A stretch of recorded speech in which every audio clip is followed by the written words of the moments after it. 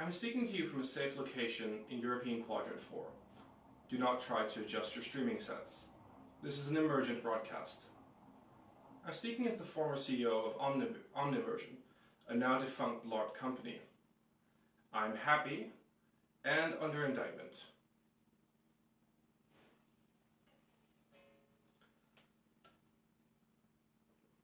I've been asked to offer a retrospective on how we got so far, those dizzying heights and those never-ending lows, those nadirs, those blockbusting games and hot rod salons and seasons, and yet how we ended up right back where we are.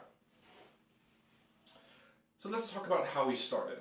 A moderately scaled international cultural niche. Ever since a journey, how our Shire remains unscoured. So 2020, the coronation. So after the Great Plague of 2020, the world slid into a sharp recession, then depression.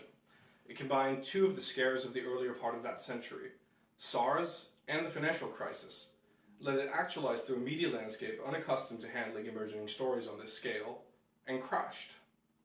Now LARP is resilient, but there are only so many hits you can take. Physical meetups became impossible, air travel unthinkable. LARPers lost their jobs in droves, and many full-timers had to return to whatever work they could find, as entire spheres of human interactions, known as events, dried up like drops of water on a pan. We reeled and innovated. By late 2020, Zorping was established as a major art form until Zoom leaked chat logs from ill-advisedly named Mass Assembly LARP and banned LARP from the platform. We scurried from virtual space to virtual space, but hammered by the stress of organizing, the uncertainty of planning physical meetings until the authorities could give a go-ahead, meant that enthusiasm waned, and we retired collectively to our sweatpants and social media feeds. We weathered the storm. Memories became our solace. We photoshopped costumes we would make. Pictures of debriefs, workshops, people huddled together, someone touching their face after Arzamondying a stranger set off a tingle of fear and yearning that we ultimately had to lay aside. Referring to the Great Recession of 2018 has become something as quaint as referring to the World War I as the Great War. Those years were tough years, but then recovery came. The Great Unmutining, I call this. It took 5 years for the global economy to recover, and travel was never the same. The roaring teenage years of the century felt like an epical gap year before life had to come home and buckle down. By then, social distancing measures had become a permanent fixture of public life. It's not that we didn't go out, but it's like the difference between going to a bathhouse in 1975 and 1985. There's stranger danger now. And yet, people have been starved for touch and sociality and mingling and live action anything. There was, to put it in commercial terms, huge pent-up demand for experiences. And it wasn't LARP, but any and all events that came roaring back. Finally, some roar for these 20s. So before the virus crash, we had already seen commercial interest in LARP and commercial interest within LARP, since it was never only an external factor, could begin to make their presence felt. The late 2020s marked this shift big time. So what happened was that thousands of events businesses, organizers, and freelancers had gone under. The big experiential agencies of the 20-teens mostly went under. LARPers, being hobbyists and accustomed to carrying torches, had the skills needed to meet the demand, and the industry began to absorb them and their skills. So years of relative confinement and the inexorable advance of technology also meant that we were better poised than others to design new kinds of experiences, drawing lights from the darkness of our Zorping years. By the time permanent facial covering became mandatory in 2026, a peacetime measure that most hadn't expected, we weren't too concerned, since we'd already workshopped that at Solmukohta 2024.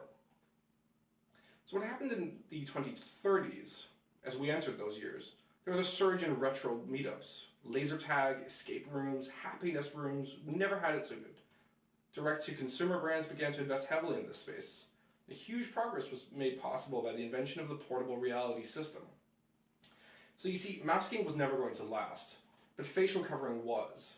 In 2031, the Starbucks, Apple, Huawei, and Megacore launched its first smart visor, a transparent wearable device that made it possible to create interactions that were ready for when transparent augmented reality became the preferred tool. The term flat screen nowadays refers to analog polycarbonate or acetate visors that people wear when they're doing a digital detox. And so once these technologies were rolled out, it was really a LARP maker's dream. We could instantly reuse settings, digital costumes, and themes. And we were in business, big time. This is when I bought my first drone spiralizer. But of course, the problem is that live action experiences have always been difficult to scale. The challenges of intimacy and interactivity that we grappled with in the 20-teens were no less a challenge in the 2030s. Except now, we were expected to produce events on a grand scale, cutthroat speed, and in multiple simultaneous locations. But we scaled as much as we could.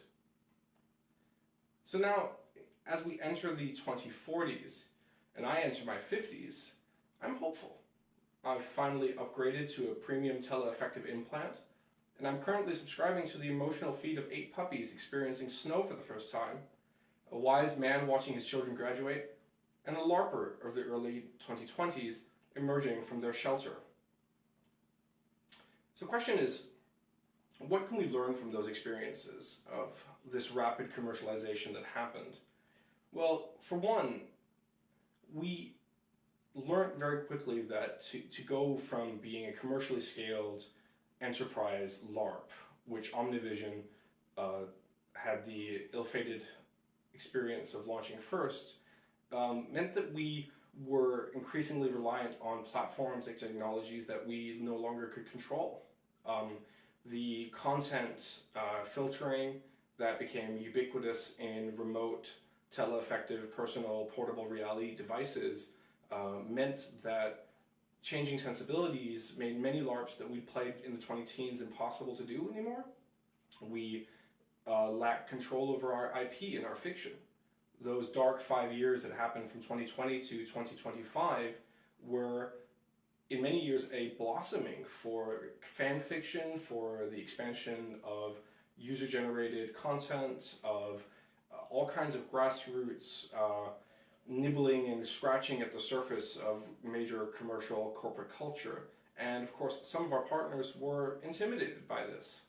They took action against us and shut us off the teleaffective networks that we had grown to rely on. For Omnivision, I think our experience has been that relying on third-party IP, third-party technology is a tremendous way to scale hyper-real surface textures, but also that it's an end path for those LARPers who were unable to buy into this corporate system. So in the end, we emerged from this as a hobby that had been absorbed by the commercial side of it, gobbled up, used, and spat out. It was a great ride. Litigation is pending. But ultimately, we ended up stronger than we were before. And the reason is that whether it's laser tag or escape rooms or LARP or Morris dancing, these experiences may not be scalable to the extent that people had imagined when they went into the 2020s, coming out from those heady years of international global travel LARP, international commercialized LARP. But what we found was that the core interaction was in fact imminently scalable once we developed the tools to support it wherever we were in the world. So I might be bankrupt, but I'm happy to watch my IP get stolen across the world to bring joy and immersion to everyone. And on that account, I thank everyone. Cheers to speedy bankruptcy proceedings.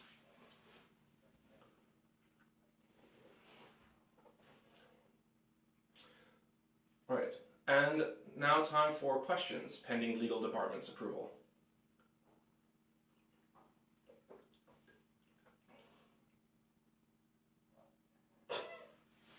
All right.